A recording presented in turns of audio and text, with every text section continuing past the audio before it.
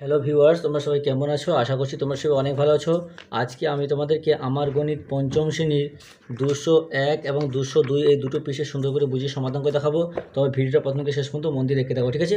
আগের সমস্ত পৃষ্ঠা আমি অলরেডি সব সমাধান করে দিয়েছি। যে সমস্ত ভাই বোনেরা এখনও দেখোনি, আজকের ভিডিওর ডেসক্রিপশন বক্সে প্লেলিস্টের লিঙ্ক দেওয়া আছে, ওখানে ক্লিক করে ভিডিওগুলোকে দেখে নেবে।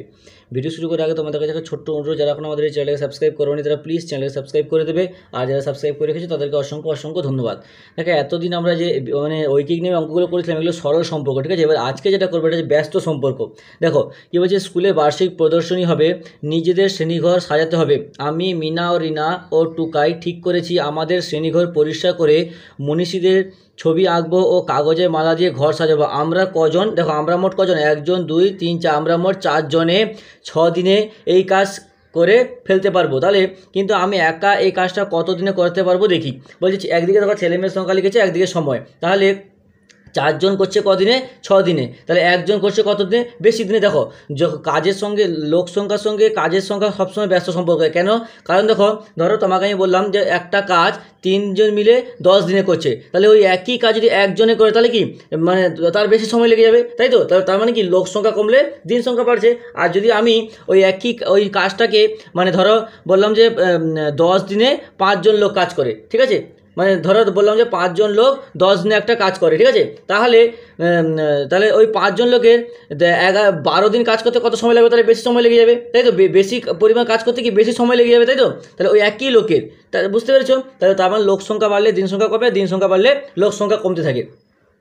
বলছে আমি একা এই কাজ 6 দিনে শেষ করতে পারবো না, তাই আমার 6 দিনের চেয়ে কি আমি একা এই দিনে 6 দিনে কাজ শেষ করতে পারবো? দেখো 4 জন লোক 6 দিনে একটা কাজ শেষ করছে, তাহলে 1 জন লোক তো 6 দিনে কখনোই পারবে না, তার বেশি সময় লেগে যাবে। তাহলে 6 দিনের চেয়ে কি এখানে হবে বেশি, বয়কা তাহলে বলছে বেশি সময় লাগবে। এখানে কাজের ছেলে মেয়ে কমে গেলে সময় কি, কাজের ছেলে মেয়ে কমে গেছে তাহলে সময় কি বেড়ে যাবে, তাহলে সময় বেশি লাগবে। তাহলে বলছে কাজের লোক ও সময়ের মধ্যে একটি কমলে অন্যটি কি? আমি যে একটু আগে বললাম যে কাজের মেয়ে ছেলের সংখ্যা একটি কমলে অন্যটি বাড়ে, অন্যটি কি? অন্যটি বাড়ে। তাই এরা কি বিপরীত সম্পর্ক, ঠিক আছে? তাই এরা কি বিপরীত সম্পর্ক, কারণ একটি কমলে একটি বাড়ছে। 4 জন কাজটি করে 6 দিনে, তাহলে 1 জন করবে কত দিনে? তাহলে একটি কাজ যদি 4 জনে মিলে 6 দিনে করে, তাহলে 1 জন লোক করবে বেশি, তাহলে বেশি মানে গুণ করতে হবে, 6 এর সঙ্গে 4 গুণ করে 24 দিনে করবে। তাই আমি এই কাজটি 24 দিনে শেষ করব। বলছে কিন্তু আমাদের সাথে গোবিন্দ, মানিক, শ্যামল ও যুথিকা ওই কাজে যোগ দিল। তাহলে আমাদের সঙ্গে আমরা কতজন ছিলাম? 4 জন ছিলাম। আর কতজন যোগ দিল? 4 জন যোগ দিল। তাহলে আমরা মোট কতজন হলাম? 8 জন হলাম। তাহলে এখন আমরা মোট হচ্ছে 8 জনে মিলে ওই কাজটি করব। তাহলে 8 জন মিলে ওই কাজ, যখন লোক সংখ্যা বেড়ে গেছে কাজের পরিমাণ কিন্তু একই, তাহলে কি সময় কম লাগবে? লোক সংখ্যা বেড়ে গেছে মানে সময় দেখবে 6 দিনের থেকে কম লাগবে।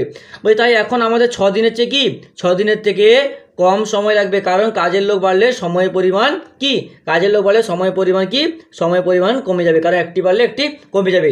অর্থাৎ কাজের লোকের সঙ্গে সময়ের সম্পর্ক হচ্ছে ব্যস্ত সম্পর্ক বা বিপরীত সম্পর্ক। বুঝতে পেরেছ? নেক্সট দেখো 202 নম্বর পৃষ্ঠায় কী বলেছে। বলছে গণিতের ভাষার সমস্যাটি একটু আগে যে আমরা বললাম যে 8 জন লোক কত দিনে করবে, ওইটাই সমস্যাটা সমাধান করে দিয়েছে। দেখো বলছে কাজের ছেলে মেয়ে একদিকে লিখেছে সময়, তাহলে 4 জন লোক 6 দিনে কাজ করতে, 8 জন লোক কত দিনে করবে? তাহলে ঐকিক নিয়মে সমাধান করে বলছে 4 জন লোক কাজটি করে 6 দিনে, 1 জন লোক কাজটি করবে, তাই গুণ করছে বেশি সময় লাগবে, তাহলে গুণ 6 গুণ 4 মানে 6 4 24, তাহলে 8 জন লোক কি, তাহলে কি এখানে আবার কি লোক সংখ্যা বাড়ছে, বাড়লে কি এখানে ভাগ হবে, তাহলে 28কে 24কে 8 দিয়ে ভাগ করলে হয় 3 দিন। ওই কাজটা শেষ করতে আমাদের 3 দিন সময় লাগবে 8 জন লোকের। বলছি তাই আমরা 8 জন মিলে 3 দিনে কাজটি শেষ করতে পারবো।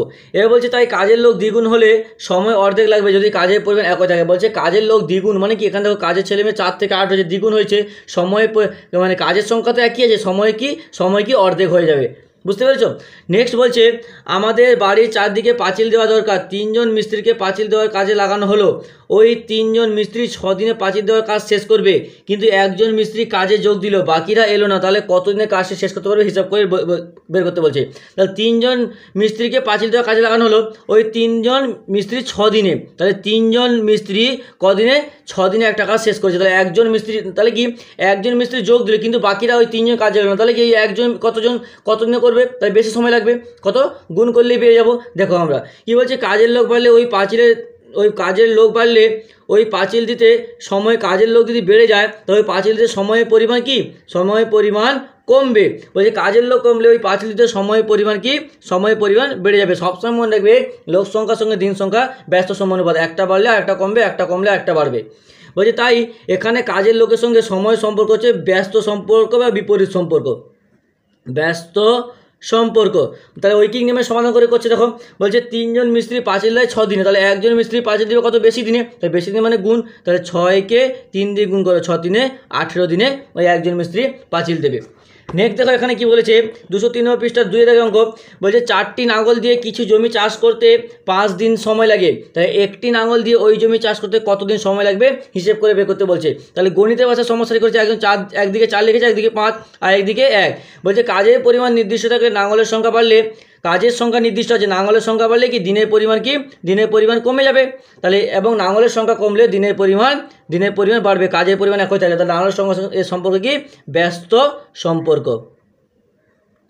তাহলে ঐকিক নিয়মের সমাধান করছে, বলছে ওই নির্দিষ্ট পরিমাণ জমি 4টি লাঙল দিয়ে 5 দিনে কাজ শেষ করা যায়, তাহলে একটি লাঙল দিয়ে কত গুণ করতে হবে, 5 গুণ 4, 5 4 কত 20 দিনে কাজ শেষ করা যায়, তাহলে একটি লাঙল দিয়ে ওই জমি চাষ করতে 20 দিন সময় লাগবে। তাই বুঝতে পেরেছো, তাহলে হয়ে গেছে এতটা পড়লাম। পরের দিন কিন্তু আমরা ঐকিক নিয়মের সমাধান করার চেষ্টা করি, যে অঙ্কগুলো আছে এগুলো সমাধান করবে, এটা ভালো করে কিন্তু অঙ্কগুলো বুঝবে। তো আজকে ধরে থাক, পরের দিন পরে যে এটা আছে সেটা সমাধান করবো। ভিডিওটাকে লাইক করে তোমার অন্যান্য বন্ধুদের মধ্যে শেয়ার করে দিও প্লিজ।